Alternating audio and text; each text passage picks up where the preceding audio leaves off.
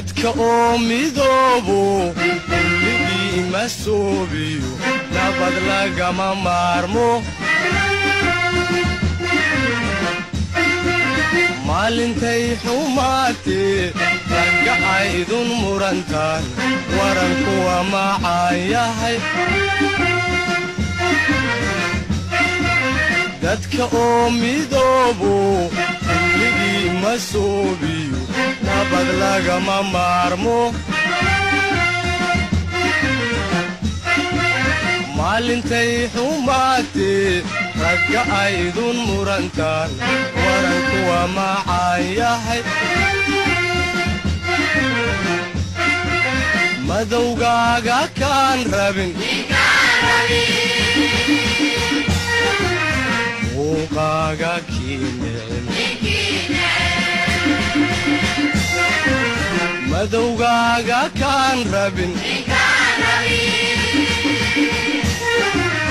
muuqaaga kiinecin tiisana ha meelmarin tiisana ha meelmarin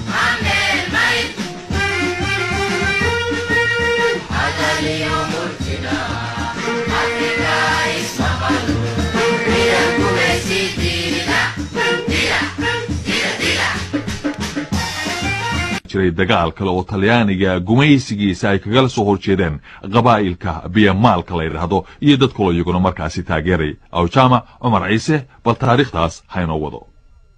nimanka biyamaal la yiraahdo ayaa waxay isku urursadeen dhulka ay degan yihiin waxayna goosteen inaan nin cadi xeebaha soo joogsan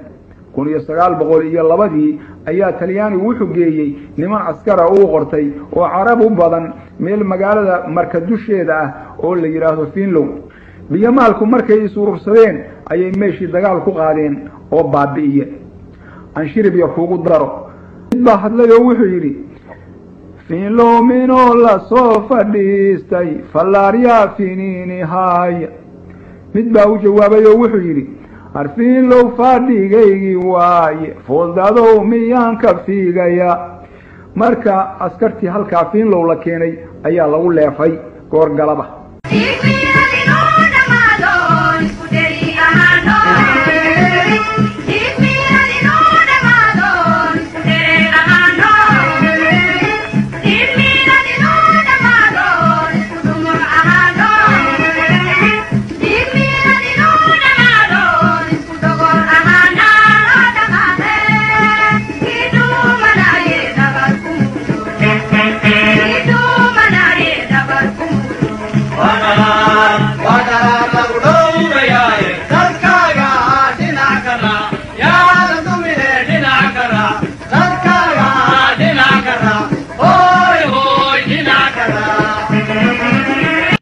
maxaa dhacay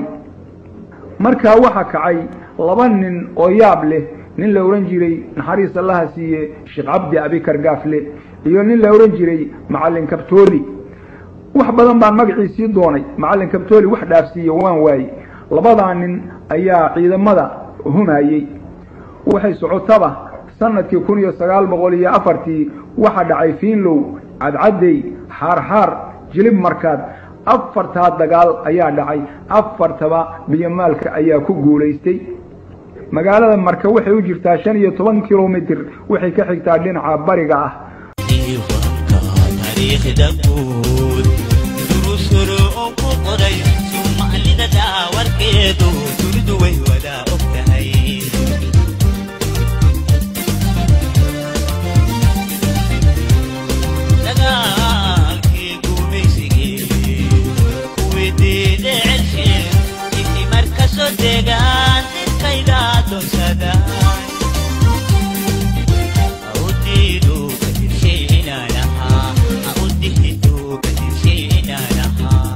arrintii waxay isu rogtay dagaal way ka tagtay jihaad bay noqotay culamadii waa soo gashay dhalinyaradii baa gashay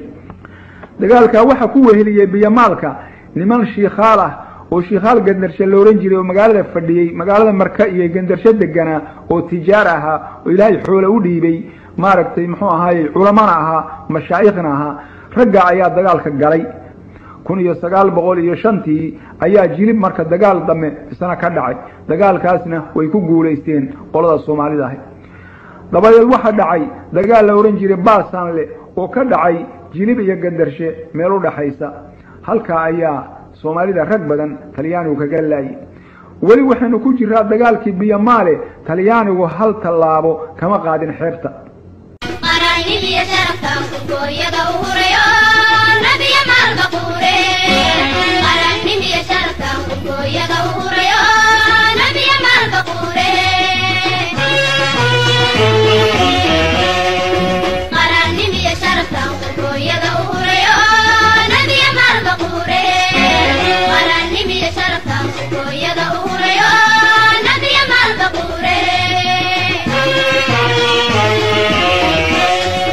ninkeeban qonofkiyo kaan sameeris garano saaxiibadii quyaxo aan ka qaadan karin oo loogu qoosdhabaya ninkeeban qonofkiyo kaan sameeris garano saaxiibadii quyaxo aan ka qaadan karin oo loogu qoosdhabaya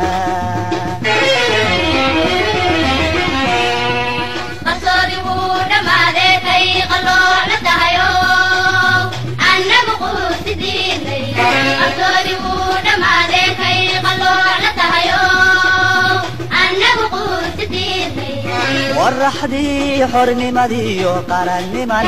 عليلايو annagu qoorsideednay Talyaanigu marka ciidamo ka doontay magaalada la yiraahdo Casab iyo oo marka uu haystay dhulka Eritreada Libyana waxba laga keenay kuwa Soomaaliyana waa la qoray Arab badanna waxa laga keenay cadan oo Ingiriiska ayaa ku soo caawiyay waagi dameeto Talyaanigu wuxuu isu geeyay laba ciidan mid Muqdisho laga saaray iyo mid marka laga soo saaray dabadeedna labadii ciidan waxay isugu tageen 1906 ayay waxay isugu tageen meel magaalada Jilib Markaad u dhow oo xeebta ah magaaladaas Jilib Markaad oo Biyamaalka xarunta u ahaydna waxay ka qabteen waardiye Biyamaalku markaa buuraha ayay u carareen oo xeebihii waa ka guureen Talyaanigu markii uu taa ogaaday inay buuraha galeen dagaalkii xoogaa yarahe dib uu dhigay 1908 ayaa Talyaanigu qabsaday Awdheegle iyo magaalada Afgooye inta u dhaxaysa oo wabiga ah laakiin raggii markaa dagaalka waday dibadda uga yaaceen waxna Itoobiya ayay galeen waxna daraawiishii waqooyi bay u kaceen waxna duurka ayay iska markii dambe iskaga dhinteen oo wax Talyaaniga isu dhiibay ma ay jirin waa hagaag barnaamijkan oo ah kii labaad ee taariikhda Soomaalida ku saabsanaana dhageystayaal halka ayaanu maanta ku joojinaynaa